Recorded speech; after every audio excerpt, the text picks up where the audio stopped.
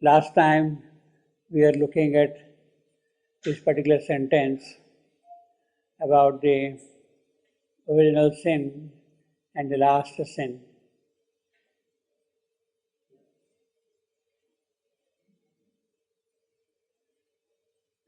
Although the phrase original sin is essentially a Christian phrase belonging to most of the, in fact, it belongs to most of the Abrahamic religions.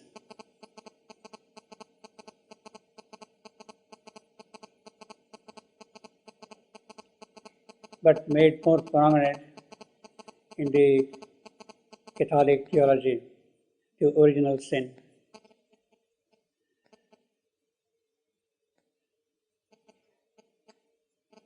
But what we have here is not what is connotated by the Christian theology as far as the original sin is concerned.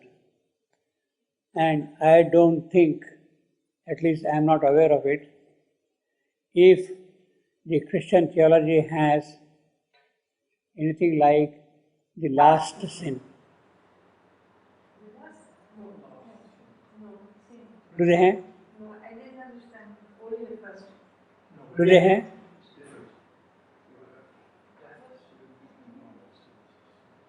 What do you mean? Original sin is well known in the Catholic theology. But I don't think there is anything like the last sin. Yes, the last sin.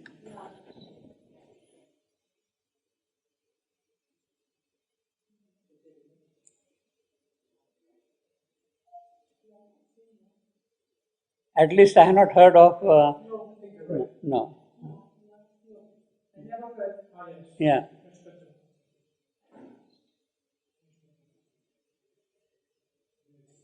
Now, which also means that what is connotated here by sin does not really belong to the idea of Christian theology.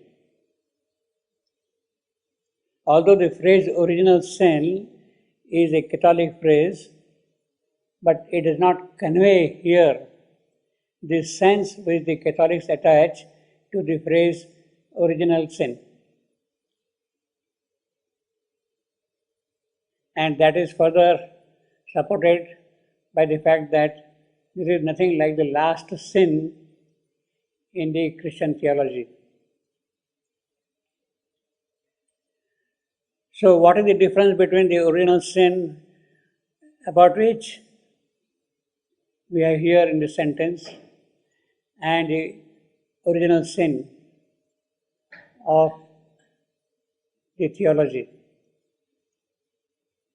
In fact, the idea, the notion of sin does not exist at all anywhere in the ancient Indian spirituality.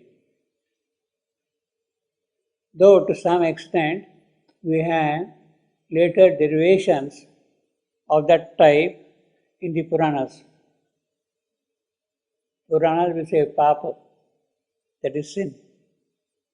But the Upanishads, they never speak of sin or papa. Vedas, they never speak of sin or papa. Later, the Puranic tradition has introduced the idea of papa and punya, means good and bad aspects of life. Papa and punya. Now, it also means that the Puranic idea of the papa or sin is not really that deep enough, that original enough, nor of the Christian theology. See, basically we say that the cause of the fall of Adam was his disobedience to the order of the divine, of God. Don't eat the fruit of that tree. And he did it. And that became the original sin. And that sin brought death into picture. Until then there was no death. Adam was an immortal. He was driven to the mortal world. Paradise lost. See? So the notion of sin in the theology is that it brings out the aspect of death, how death appears in life. See? But the very fact that he was told, as the story goes, not to eat the fruit of a particular tree, it means that a possibility was seen that he will eat it. You see, he will eat it. So when both the possibilities were present, prohibiting him not to eat the fruit is taking away his freedom, the choice he would make.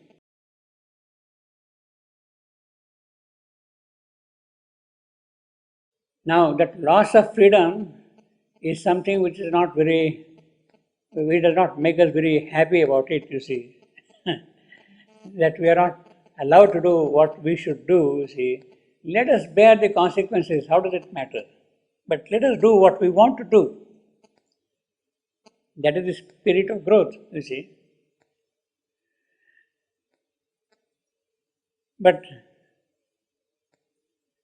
because it is a story, we can say that don't eat the fruit of the tree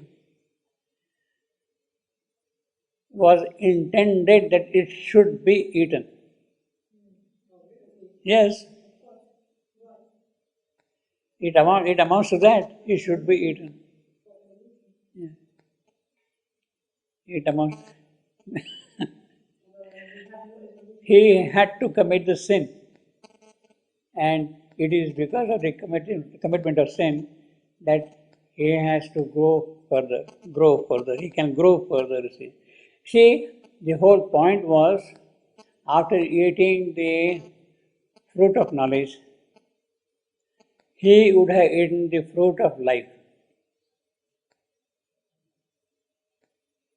And he would have become immortal without any progress at all. That thing was not a very desirable thing, not to make progress. And therefore, fall is a necessity. Eating the fruit is a necessity. By the fall, a god becomes greater, as we have got a line in Savitri. By the fall, a god becomes greater. So this is a fall which will make one greater. So that is a particular stage in the course of evolution.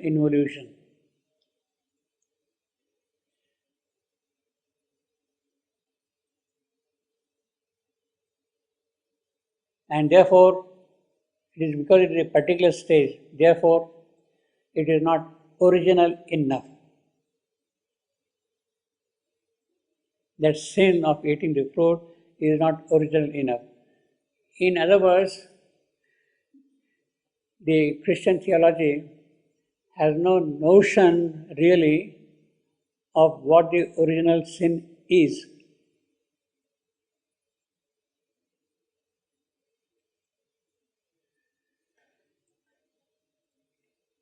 Here in Savitri, as we have got in this particular sentence, her deep original sin, in the immediate context, Savitri has entered into the realm of death. She is walking in the footsteps of death and the footsteps of her husband rather, you see. And that is according to the phrase is her original sin.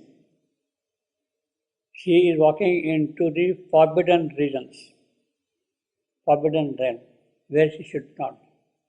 Not only walking, because her walking means she is going to assert herself. I want to be.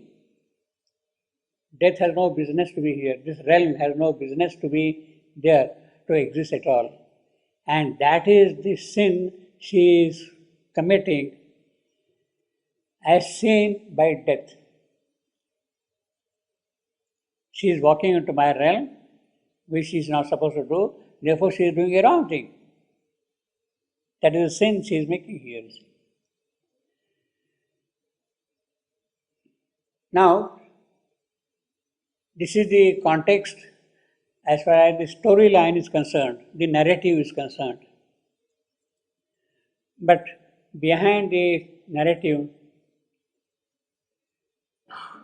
it is not that Satyavan has died and Yama is carrying the spirit of Satyavan and Savitri is following them and all that. That is not what is being conveyed here by the deep original sin. It is at a much deeper level than that.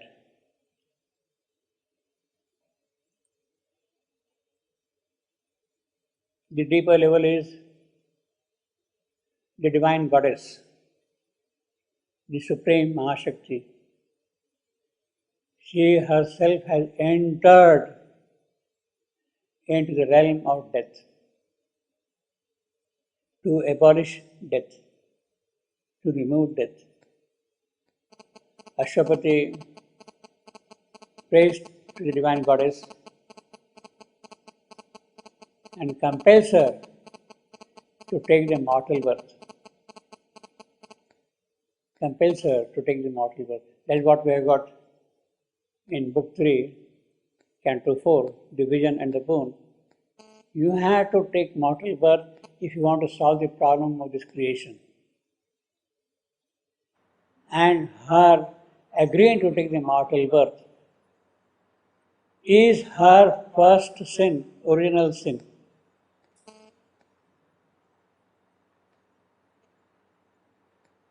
That is her first original sin. The goddess cannot make a sin. Huh? The god cannot make a sin. She is a goddess. It's not by there you can do things. You have to come down and do things here. Yeah, but by coming down, Only you can do these things. it's a sin. That is the sin. There is the sin. Yeah. But for the goddess, Because it is only by her mortal birth that she can meet death and conquer death. It is not that by blowing your mouth, go away. He's not going to go away like that. You see, it is an outer fact, it is a reality here in the creation, and it is only by coming down here she can deal with him directly. So that is the compulsion for her coming. So there are two things in that. She is compelled to take the mortal birth. At the same time, she accepts to take the mortal birth. She may be compelled. That does not necessarily mean that she would accept. But she accepts to take the mortal birth. So the immortal stepping into the mortal world is the original sin.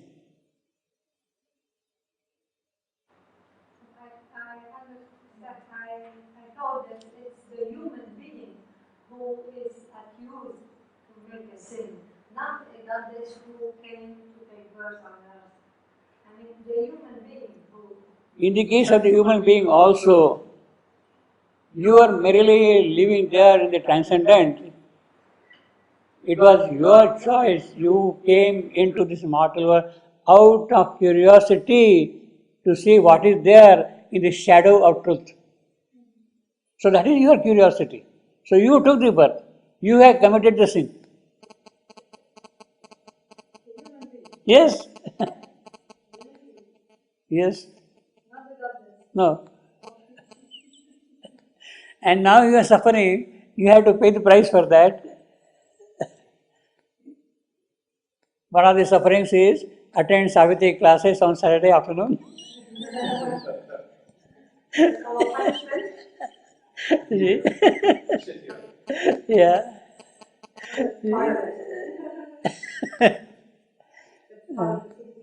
So, no, so that is the original sin. The Divine Mother, Divine Goddess, the immortal, is accepting to take the mortal birth to deal with death in this creation.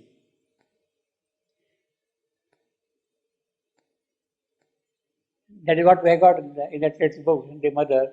She condescended to pass through the portals of the birth, that is a death. She condescended to pass through the doors of the death, birth, that is a death. That is her commitment. She has committed the sin. So it is therefore more applicable to Savitri. Yeah.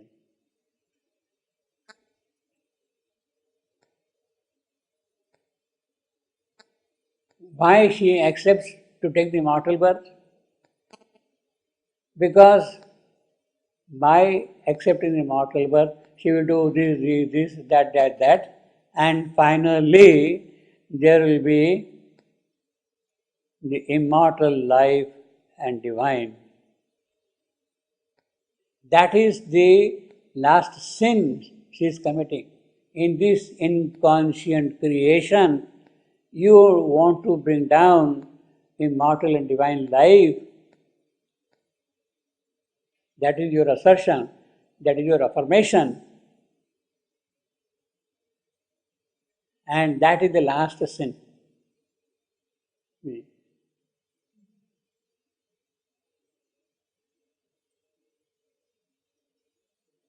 Now, this part, the last sin, does not exist at all anywhere in any spiritual literature, in any theology.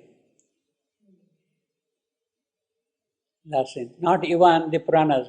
Puranas talk of Papa and Punya, good and bad and all that kind of a thing, but never talk of the possibility of a divine life in the world here, in the mortal world.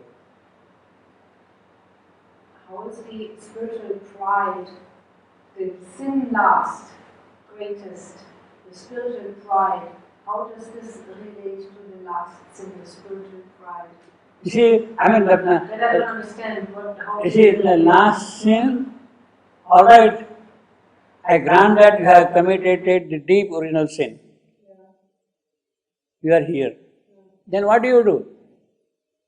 What people have been doing all along, the spiritual people, for that, they will ascend to the higher worlds. They will become immortal. That is the Vedic tradition. Rishis, they did yoga, tapasya and all that and attained immortality. Where? Up there. Bhakta, he will go and merge himself into the adored. You will identify yourself with Christ or with Maria or who should call it, and merge with him. That is how the original sin is absorbed most of the time. But it does not talk at all that immortality should come and reside here in me, in my body, in my physical, in my entire being. Nobody talks of that. And that is the thing which Savitri is attempting.